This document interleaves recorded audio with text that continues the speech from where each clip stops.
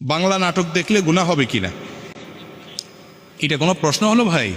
বাংলা নাটক দেখলে গুনাহ হবে মানে আপনার সন্দেহ হচ্ছে যে দেখেন কোন লেভেলে গেছে মানুষ, মনে করে হিন্দি ইংরেজি দেখলে না গুনাহ হবে, বাংলা দেখলে কি আর গুনাহ হবে? হতে পারে। দেখেন, নাটক সিনেমা দেখার সাথে হালাল হারামের সম্পর্ক হলো দৃশ্যের সাথে সম্পর্ক, এটার সাথে ভাষার সম্পর্ক। আরবিতে নাটক দেখলে সওয়াব হবে, বুঝেন নাই কথা? আরবিতে যদি আপনি নাটক দেখেন যে নাটকে নারী পুরুষ একসাথে অভিনয় করে, মিউজিক আছে, হারাম জিনিস আছে যেটা দেখা হারাম, এটা যদি আরবিতেও দেখানো হয় জায়েজ হবে? তাহলে বোঝা গেল এটার সাথে ভাষার কোনো সম্পর্ক নেই। কি দেখছেন সেটার উপর নির্ভর করবে।